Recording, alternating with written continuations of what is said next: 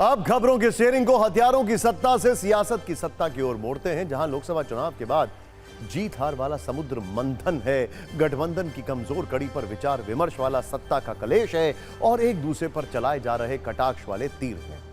कुछ दिन पहले संघ प्रमुख मोहन भागवत ने इशारों में सत्ता पक्ष और विपक्ष को संकेतों के जरिए बहुत सारे संदेश दिए थे।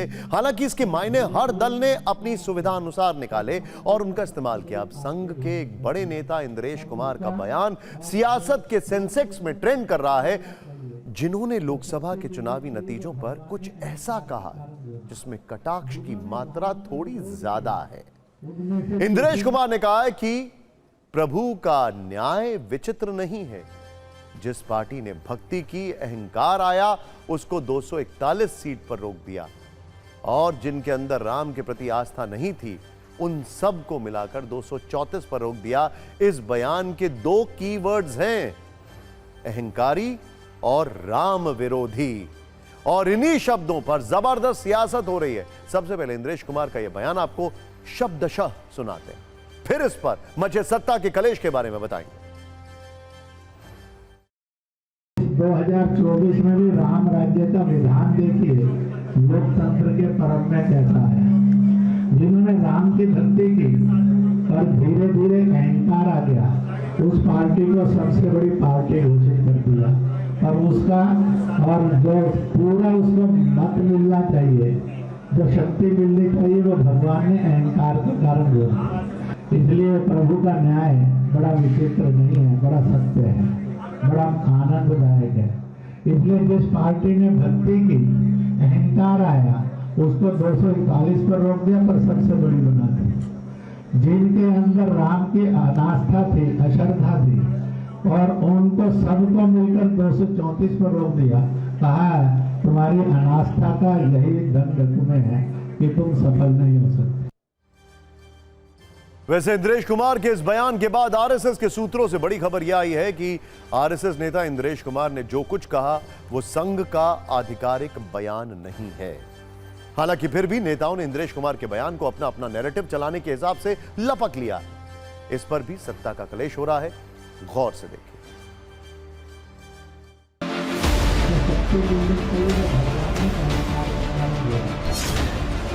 अहंकार आज दिख रहा है आपको। मोहन भागवत जी की हमने कुछ टिप्पणियां भी सुनी थी। ये बीज तो आपने ही बोए थे, बोते बबूल हो, फिर वो बबूल वृक्ष बनता है, वृक्षासन करते हुए भी दिखता है। अब बोलने से क्या फायदा, इंद्रेश जी हो या मोहन भागवत जी हो, कौन सुन रहा है? अब तो मोदी जी ने उनको अप्रासंगिक बना दिया है। धर्म के नाम पर राजनीति करने वाले का हार होती है, और कोई राम का नाम, रहीम का नाम लेकर राजनीति अगर करता है तो वो देश प्रेम नहीं होता है। अगर भारतीय जनता पार्टी घमंडी थी, भारतीय जनता पार्टी में या उसकी लीडरशिप में 100 कमियां थी, तो आप कहाँ थे? आप विदेश में थे। चुनाव से पहले आप कहाँ गायब थे? आपने तब तो नहीं बोला।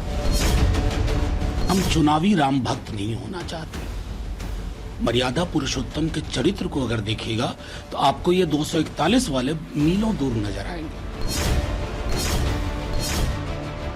चुनाव के पहले नहीं दिख रहा था इंद्रेश जी आपको कि भाजपा की चाल में, ढाल में, सूरत में, शकल में उनके दोनों नेताओं के अहंकार भर गया। आरएसएस और बीजेपी के बीच माँ बेटे का झगड़ा शुरू हो गया। अहंकार की सीमा तो तब पार हो गई जब इन्होंने गाना बनाया, जो राम को लाए हैं हम उनको लाएंगे। क्या भागवत जी को सवाल नहीं उठाना चाहिए था कि कोई इंसान भगवान श्री राम को नहीं ला सकता? इंद्रेश जी संघ परिवार के सदस्य हैं, वरिष्ठ प्रचारक हैं। ये संघ परिवार का आंतरिक मामला है, इस पर हमारा टिप्पणी करना उचित नहीं।